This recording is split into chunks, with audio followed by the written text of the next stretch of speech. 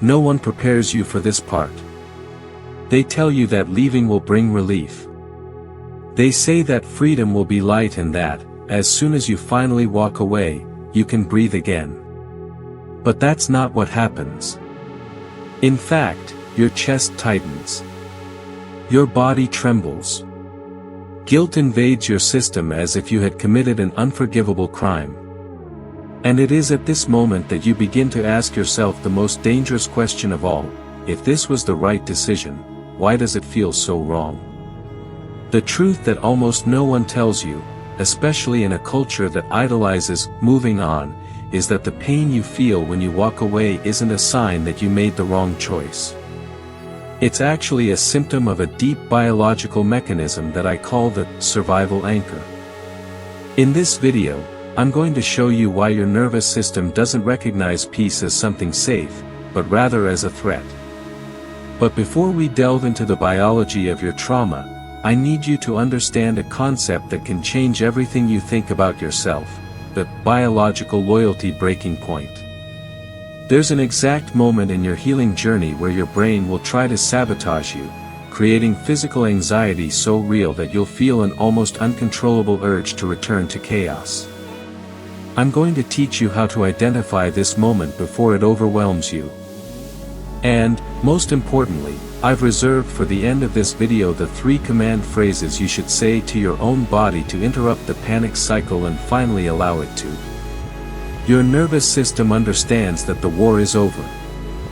If you've ever felt that tightness in your chest and thought you were going crazy, write "I'm not alone" here in the comments.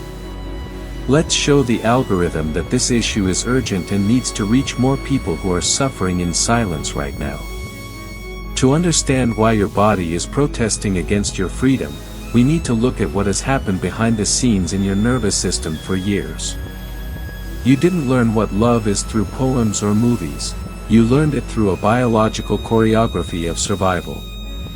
If you lived in an environment where affection was conditional, where silence was a weapon, or where you needed to monitor another person's mood to feel safe, your body calibrated itself for stress. Survival calibration.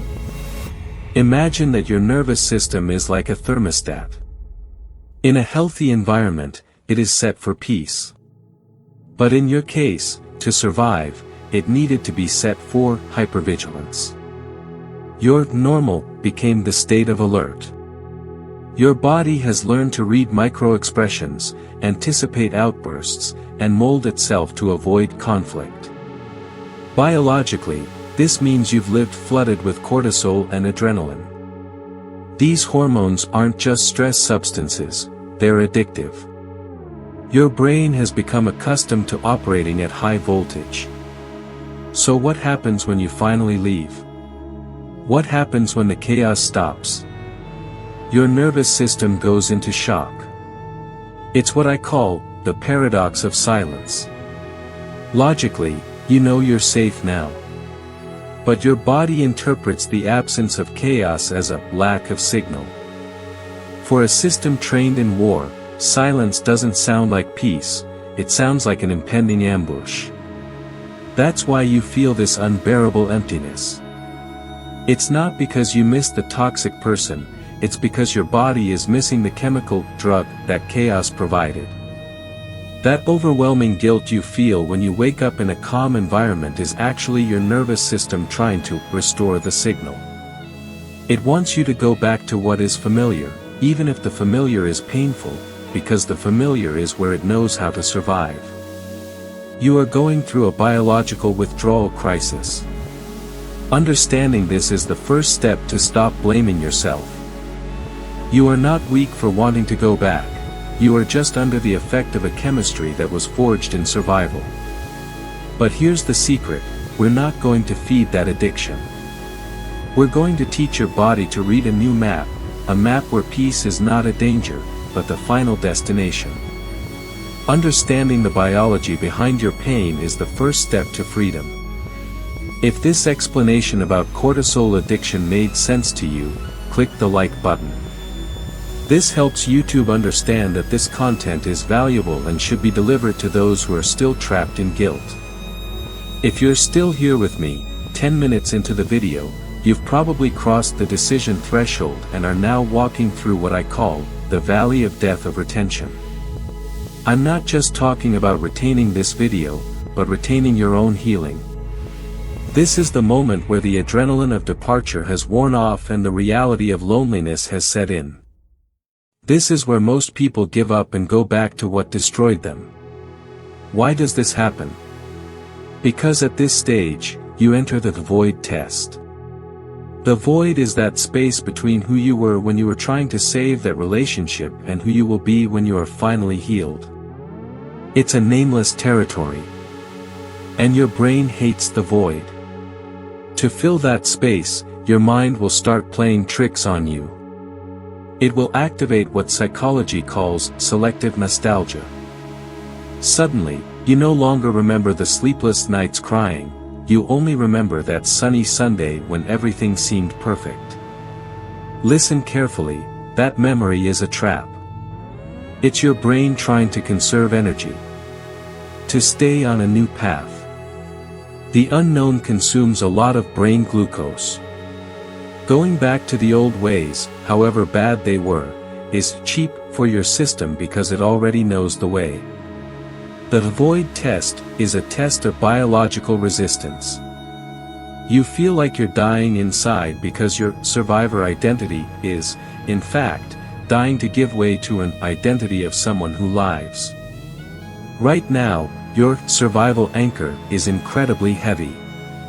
You feel a physical urge to pick up the phone, to send a message, to apologize for something you didn't do, just to make that tightness in your chest stop.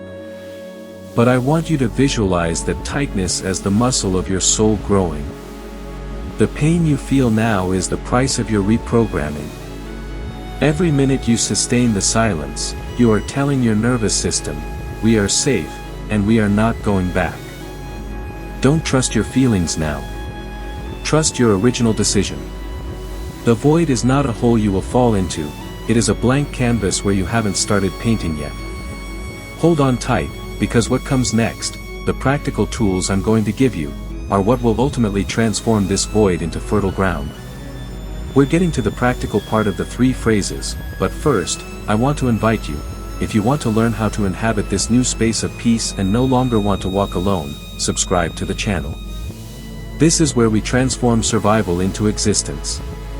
We've reached the moment I promised at the beginning. You've already understood the biology, recognized the chemical addiction, and identified the traps of emptiness. Now, we need tools for immediate intervention.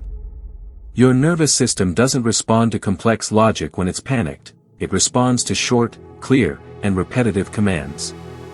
As I said, these are the 3 command phrases to reprogram your physical reality. Phrase 1, am I in danger or am I just uncomfortable? This phrase is a circuit switch. When anxiety rises, your amygdala, the fear center in the brain, takes over and shuts down your rational side. By asking this question aloud, you force your brain to scan the environment. You look around and see, no one is screaming, there is no physical threat, the doors are locked. You are safe. What you feel is the discomfort of the new. By naming it discomfort instead of danger, you remove the fuel for panic. You teach your body that it can be uncomfortable without needing to flee or fight. Phrase 2, I am not responsible for the emotional regulation of those I left behind. This is the phrase that cuts through biological loyalty. If you were an emotional caregiver, your body developed a radar for the suffering of others.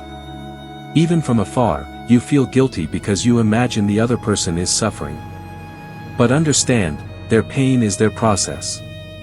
By repeating this phrase, you are establishing an energetic boundary. You are telling your nervous system that your monitoring job is over. You are giving yourself permission to be your only priority. This deactivates the guilt anchor that keeps you tied to the past. Phrase 3, peace is not emptiness, it's a space for me to finally exist. This is the anchoring phrase for the future. It combats the feeling that life has become boring or stagnant after the chaos ended. You are reframing the silence. Silence is not the absence of sound, it is the presence of your own voice, which has been muffled for years. This phrase gives a new purpose to your nervous system. Instead of looking for problems to solve, it now has the mission of discovering who you are. It is the final command for deep relaxation. The conclusion.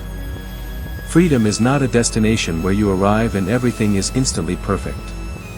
Freedom is the process of unlearning survival to learn existence.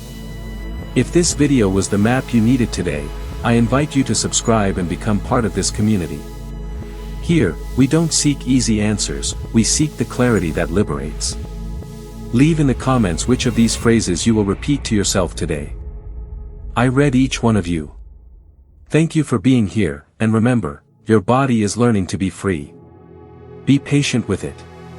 Now that you have the 3 phrases, tell me, which one will you start using today? Leave your comment below. I read each one of you, and your story could be the light someone needs to also be able to leave. Until the next video.